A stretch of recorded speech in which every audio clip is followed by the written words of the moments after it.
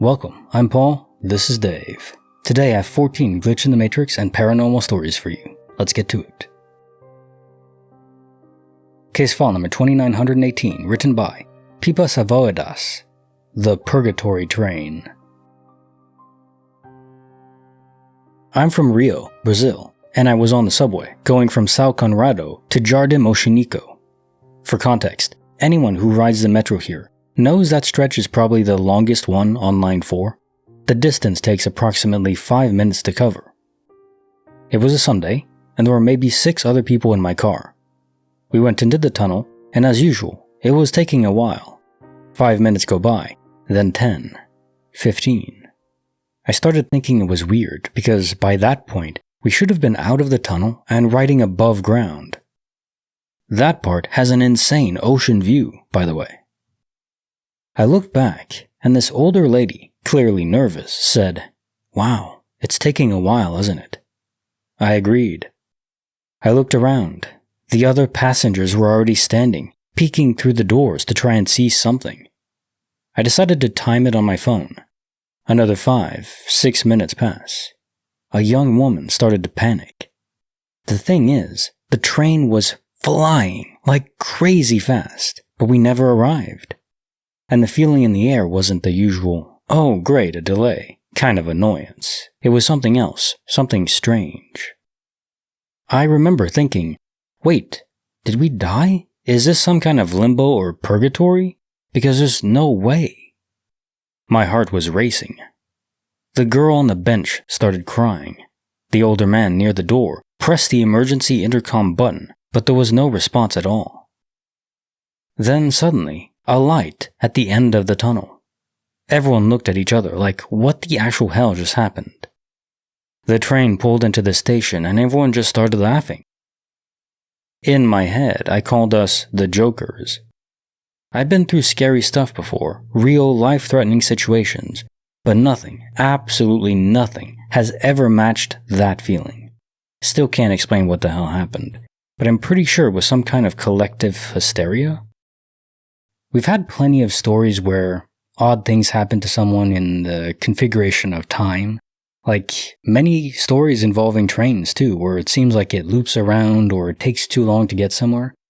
But usually no one else is aware of the problem.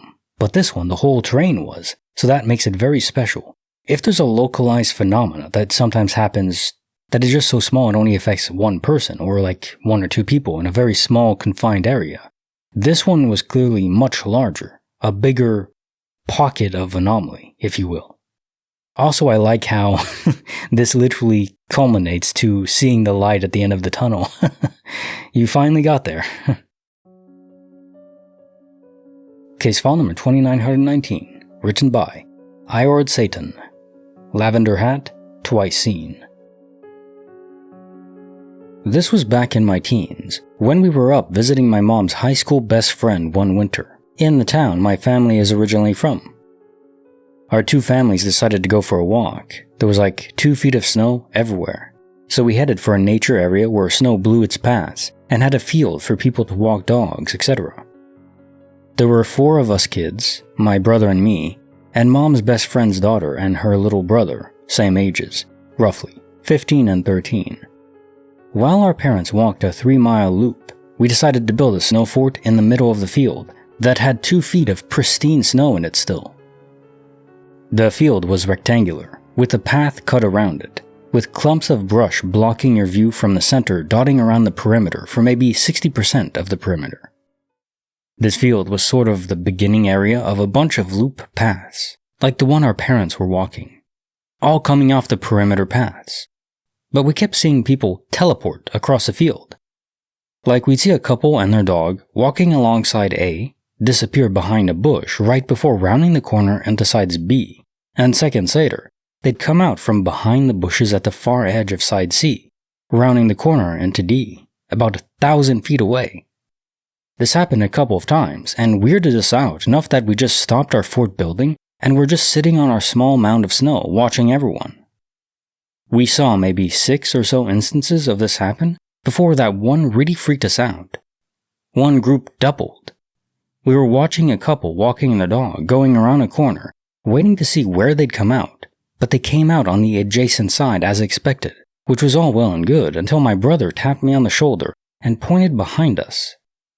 There was the same couple, same clothes, same long brown hair coming from under her lavender fleece cap, and the same Bernese mountain dog, walking along the opposite side, having come out from the diagonal corner to the one we'd been watching.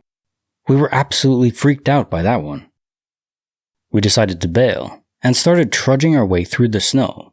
Not the short path, we'd cut off of one of the long sides to get into the middle.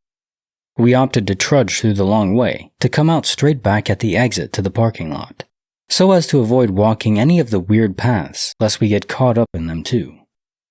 As we went through, we noticed a second double couple, very obvious because of the lady's hot pink parka, holding a small dog while her husband walked their chocolate lab. They were circling the field the opposite direction of the other doubled couple that had progressed from the original sides we'd seen them on, and were now walking clockwise up and down the two long sides of the field.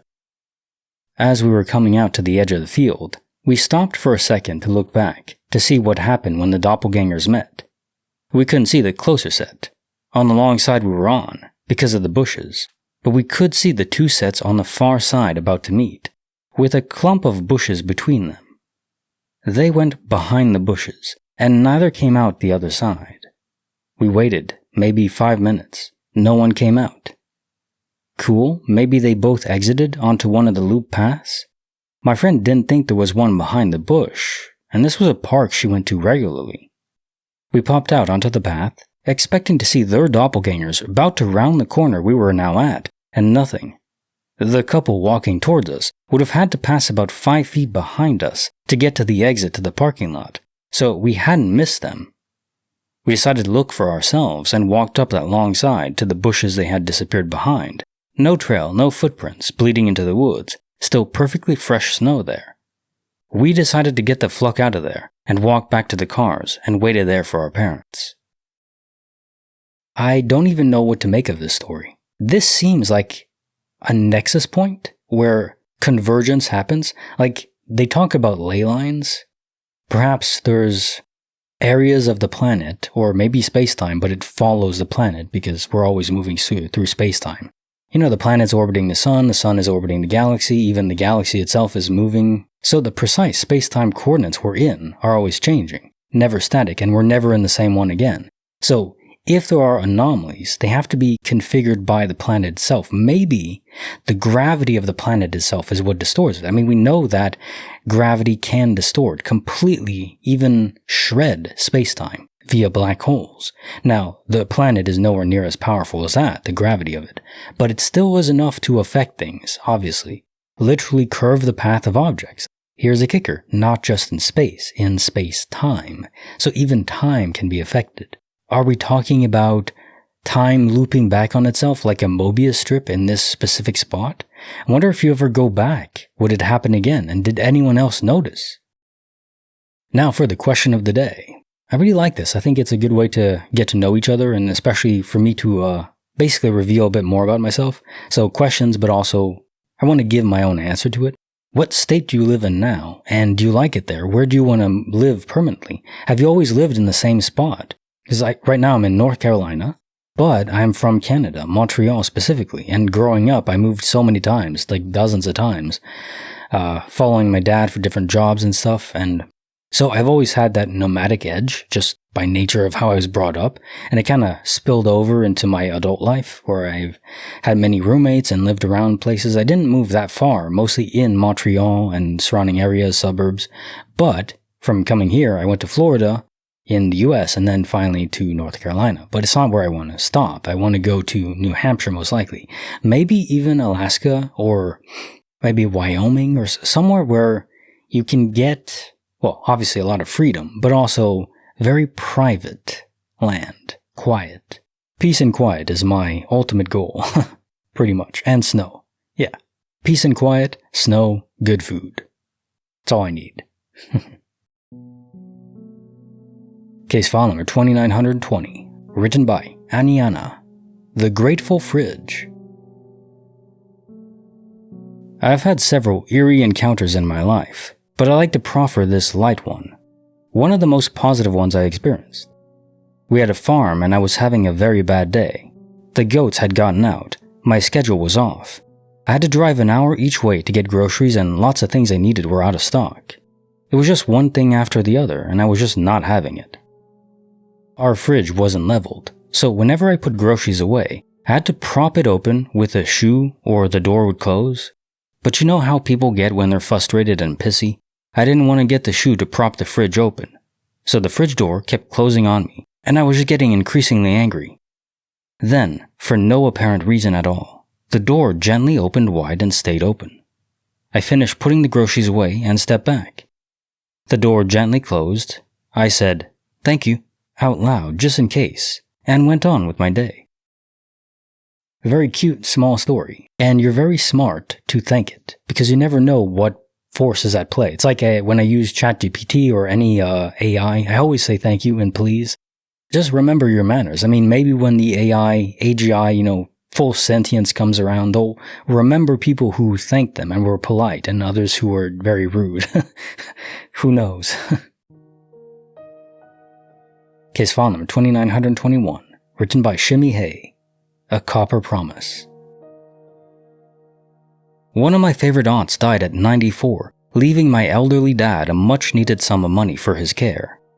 He had been recently, conned out of his entire savings while also left in deep debt by a man from a neighboring county, and I was working with the DA from 1,200 miles away to build a case against him, all of which was unknown to my aunt upon her death.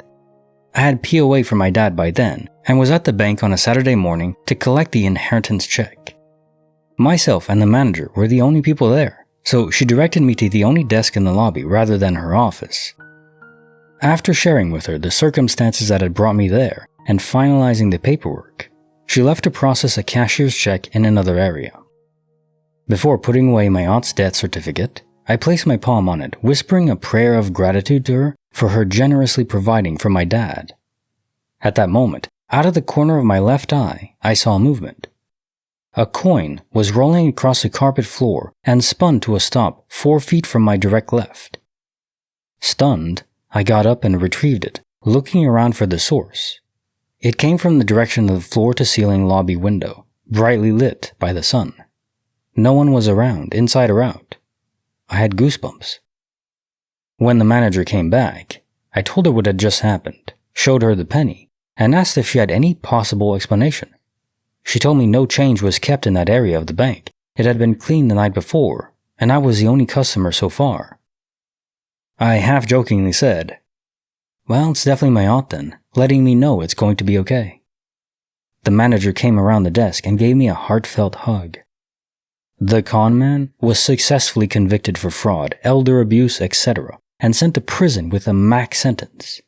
I was able to ensure my dad was debt-free, comfortable, cared for, and safe until his peaceful death. I carry that penny with me to this day. Beautiful story. Absolutely fantastic.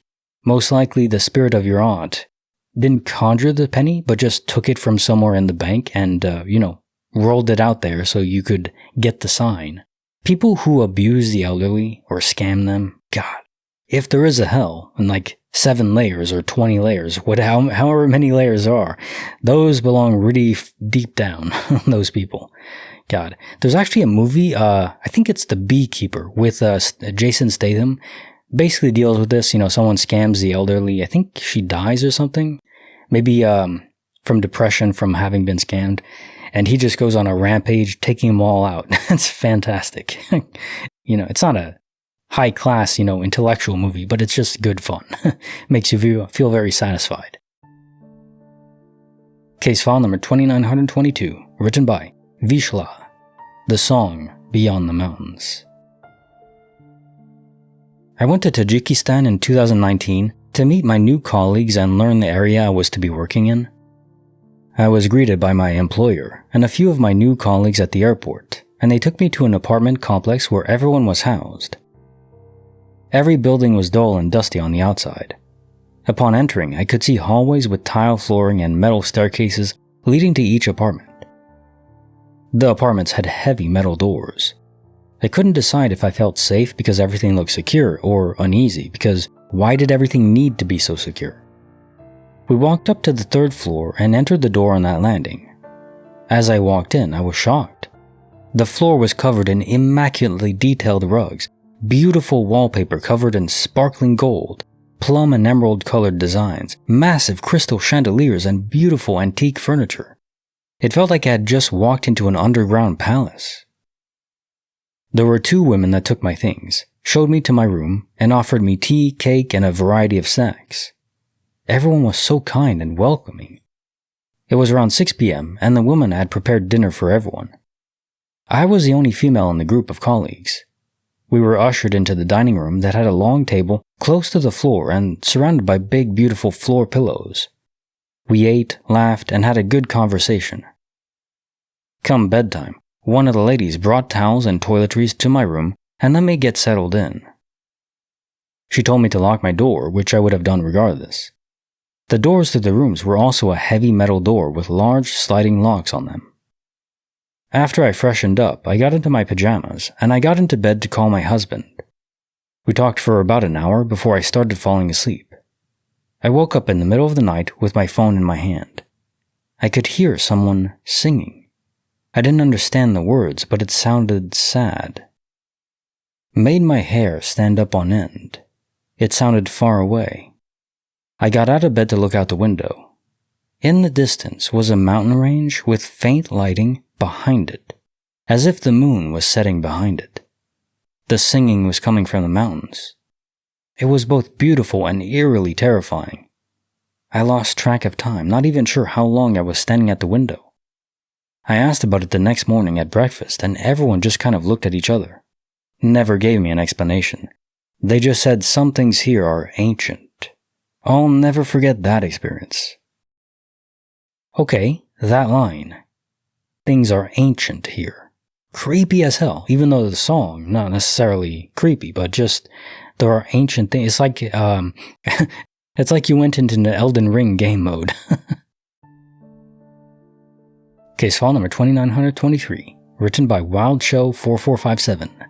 Wedding in the wrong timeline. Yesterday, I experienced one of the strangest things. I went to yoga like normal, and when I came home, I freaked out because the front step leading up to our house was clear off. Like a huge gaping hole, top step right before our front door. I'm getting married this weekend in a backyard ceremony, so I've been trying to clean and sort everything to the highest degree. Immediately I thought, oh crap, now we have to replace this huge missing step before the wedding. I ran inside and called out for my fiancé, asking if he noticed the missing step. He was so confused too and said, yeah, it's always been missing. We moved into our home 3 years ago. I've probably passed over that step thousands of times. I'm a keenly observant and astute person with fantastic memories. I am 100% positive that step was there before. I was so shocked I had my fiancé pull up photos of the missing step to prove me wrong. To my surprise, there were such photos with the step missing. My jaw just hit the floor.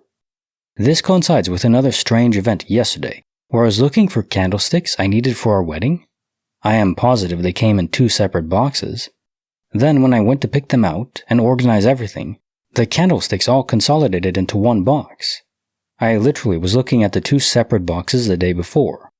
The same thing happened a couple weeks ago when I went into my yoga class. I complimented the owner on his new sign right next as you walk in. He too was confused and said, "What? That's always been there." Leading up to the wedding, I've been doing an incredible amount of energy work, including meditation, visualization, rituals, self-concept, and cleansing.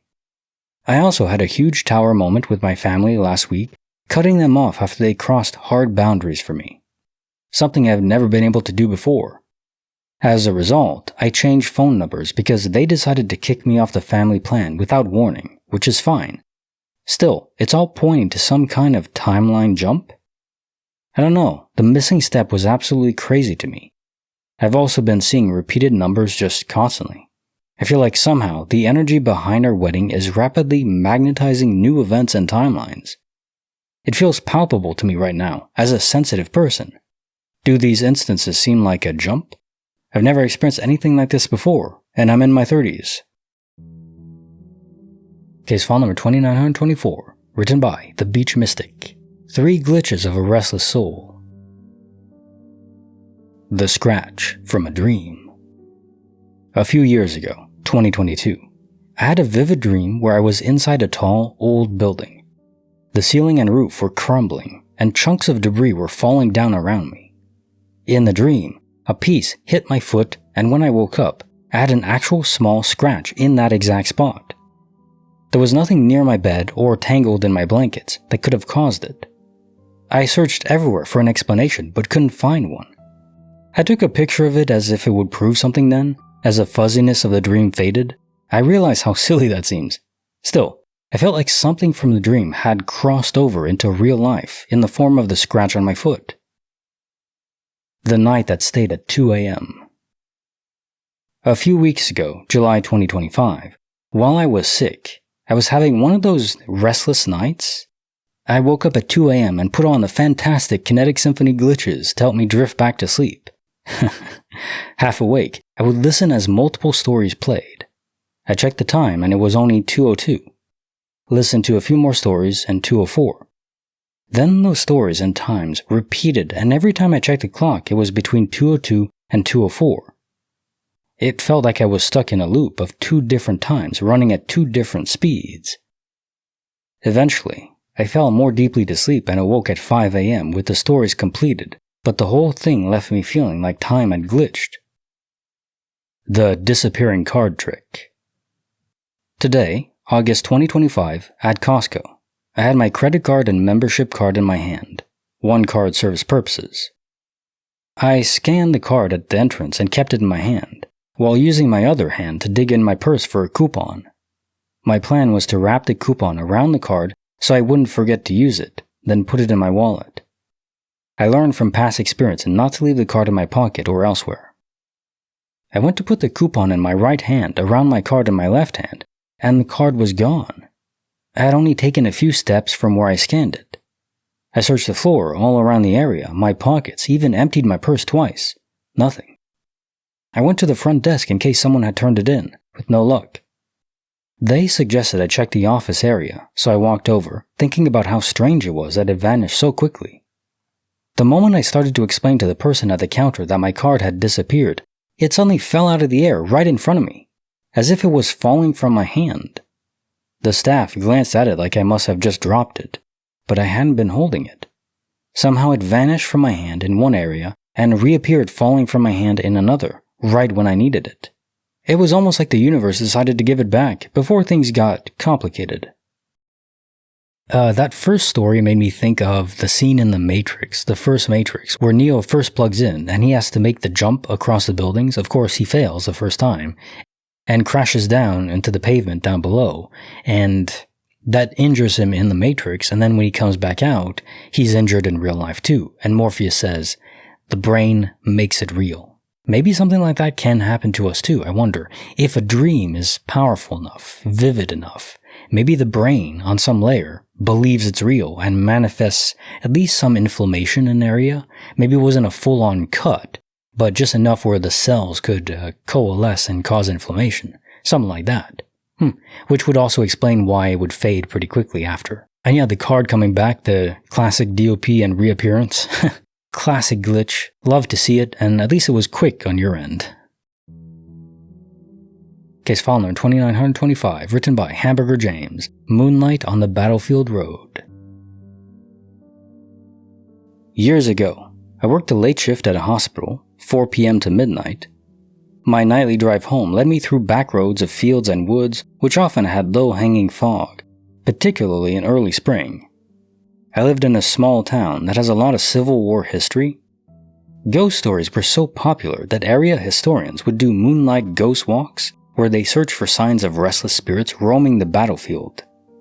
The urban legend was that in a war that pitted brother against brother, those soldiers who were killed by family became souls that were never at rest. I never bought into it, but one night under particularly dense fog did scare the ever-living crap out of me. At around 1 a.m. as I sped through curves and hills, I saw the outline of 2 figures walking along the side of the road. The closer I got, the more I slowed down, as I didn't want to hit them or anything. By the time I passed them, I was doing probably 10 miles per hour. First, I noticed their weirdly shaped hats. Then the buttons on their jackets glimmered in my headlights. I swear to God, these were 2 Civil War soldiers walking in the fog in the moonlight. I could not breathe. The taller one, thin and gangly, looked up at my car and put his hand towards me. I hit the gas so hard, my transmission could barely keep up. I sped off into the night, and when I finally caught my breath, screamed several expletives. As I rounded another curve, I saw a smaller car, a Geo Metro, pulled over with lights flashing. Its hood was up and steam was coming out from the engine. A man in Civil War garb stood close by staring at it with his hands on his hips. Damn reenactors were in town for some event and had car problems. Maybe it was reenactors in town for some event and had car problems? To this day I have no clue why they were out so late though, if that's the case. Scared me to death. Case file number 2926, written by No Explanation, Just Cat. Now you see Meow. It's super late at night now. I couldn't sleep and noticed my cat wasn't in bed with me. I went to look for her bedtime and just could not find her. My apartment is very small and doesn't have any furniture in it right now. I looked in all the cabinets and weird nooks and crannies I could think of. I thought maybe she ran out when I left the apartment briefly 40 minutes ago, but I would have noticed her run by. I tried to lure her out when she was hiding with treats, but nothing. I started searching everywhere again, tearing apart my bed, which is on the ground at the moment, because she likes to hide under blankets and pillows. I started getting worried that maybe she was outside the front door in the hallway of my building. But no, she appeared in my bathroom, sitting perfectly still and looking at me very sleepy. There is no place to hide in the bathroom. The cabinets are 1, impossible for her to get into, and 2, slam very loudly when closing. And I checked there and in the closet next to the bathroom 3 times. The apartment is so small, she couldn't have snuck past me either. She just sleepily stared at me, let me pick her up for a second, then immediately ran to eat all the treats. I have no idea where she came out of, and how I wouldn't have seen her in the bathroom. I checked there 3 times. I'm low-key freaking out. This whole ordeal lasted 10 minutes. No substances at all. I'm just awake because I stupidly took a nap in the middle of the day. Case file number 2927, written by Pizza Homies. Pass and Go in a Parallel World. Okay, so 2 of my friends and I were playing Monopoly until like 5:30 in the morning yesterday. We have night schedules, so this is a normal time for us. Me and my friend, whom we'll call Samantha, were losing to her boyfriend, whom we'll call Tim, okay? So, Tim rolled the dice, moved his piece, and then proceeded to land on a yellow property to buy it. We did not hand him the yellow property card yet. He did not pay, as Tim immediately got up to go to the bathroom and said he would buy the property but needed to pee first. He gets up and while walking out, Samantha proceeds to look for the yellow property card so she can give it to him when he comes back. She can't find it. I can't find it either. We both get up. I'm looking under the couch, we looked everywhere. We lifted the board, we checked everything, between the cushions, under the pillows, and we couldn't find it. And then, just as Tim starts walking back in the room, Samantha looks over and goes, "Oh my God, he already has a card." And then he sits down and goes, "Yeah, you gave me the card before I went to the bathroom." And me and Samantha look at each other and we're like, "Wait, what?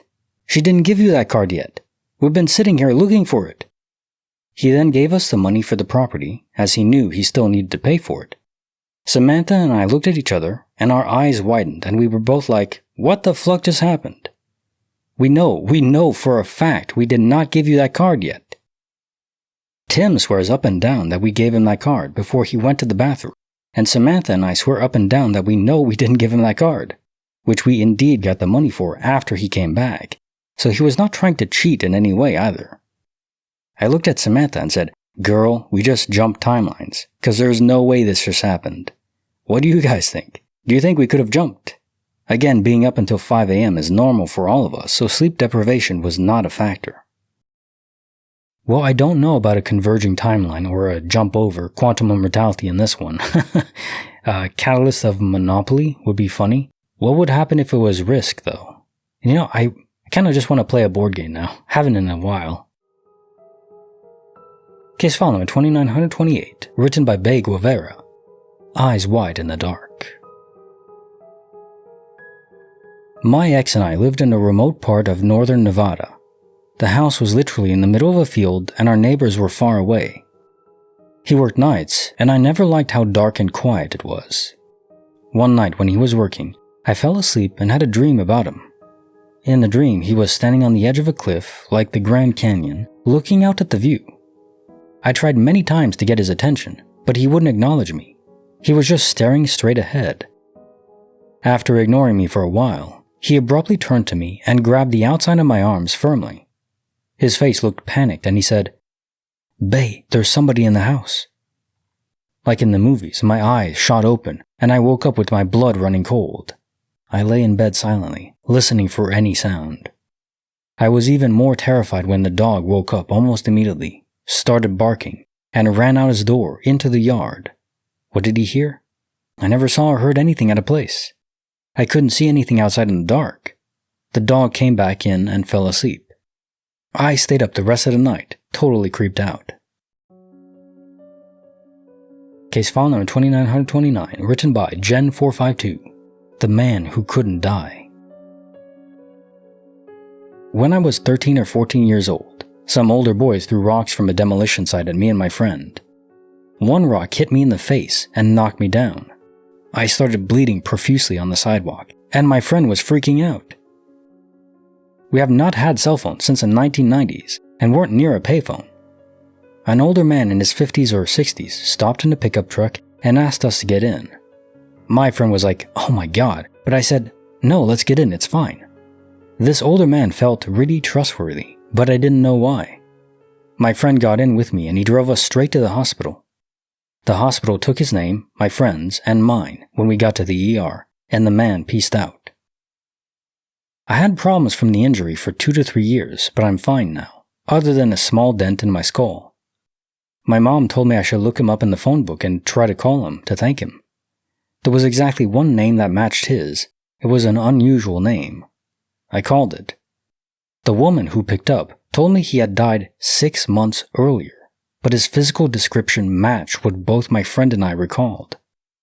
I was able to look up his obituary, and the photo matched his appearance. It was definitely eerie, and to this day I don't really have any explanation for it.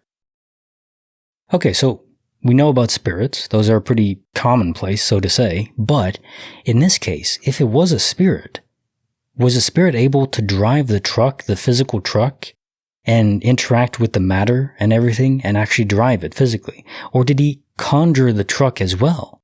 That's a question I have right now, because you went into it as well. He drove you to the hospital. If he was already dead, the truck must have been physically real, unless spirits can conjure up entire objects like that temporarily.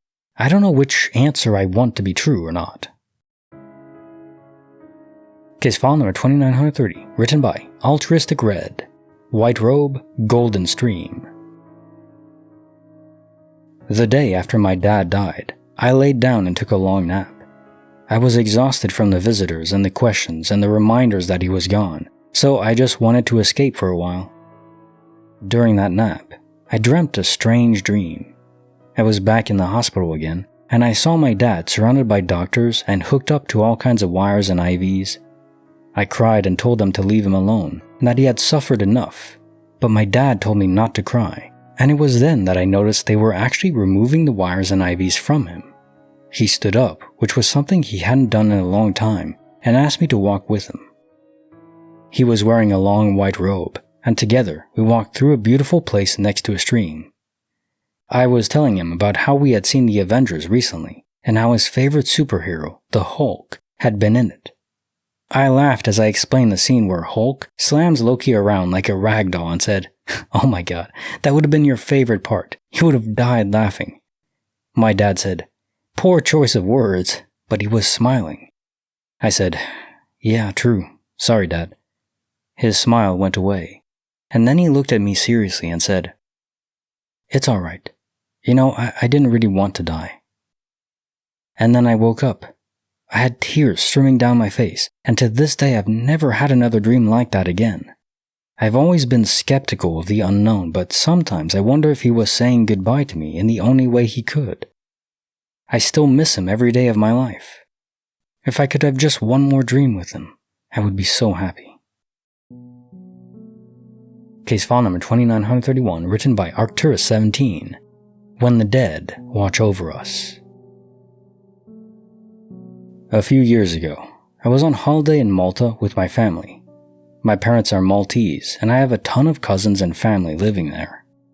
One of my cousin's fathers had passed away a few years before this, and I'd known him fairly well. On this day, while I was on holiday, we were just outside the walls of Valida, walking on a road, and my wife and I started mentioning we needed to look for a way to cross. We were just walking normally, and not staying on the edge of the road or making any sign that we wanted to cross. Suddenly, a Mini Cooper appears out of nowhere, slams to a halt where I am, and the driver leans across and tells me not to cross the road where I am, that's too dangerous, and points to a spot where I should cross. Then he drives off. The driver was an exact resemblance of my cousin's father, wearing exactly the same clothes, shorts, white singlet, that he used to habitually wear, and driving exactly the same car he used to when he was alive, and the same color. The thing is, he spoke to me in English when the default should have been Maltese. It's like he knew I spoke English, when there was nothing that would have marked me out as a foreigner. I can't explain how he knew that I was intending to cross the road, but I'm convinced he appeared to save me from getting hit. Now time for the jokes of the day. One of my students asked, "Mr. China, is that your real last name?" I replied, "No, it's actually my maiden name." I came home today to find my wife left a note on the TV saying, "This isn't working." So imagine my relief when I pressed the button and it switched on. The owner of a men's department store kept hovering over me, so I asked him to leave me alone. He said, "Fine, suit to yourself." I sneezed at the dinner table, and my mother-in-law said something like, "Gesundheit." I had no idea what she meant by that, probably a blessing in disguise. My wife divorced me because she said I was more interested in sports than saving our marriage. It's a pity, because we were together for 7 seasons. Nice. I mean, hopefully you get renewed for an 8th, but who knows. Video up here, YouTube thinks you'll like it, check it out, and don't forget to like the video and subscribe. See you next time.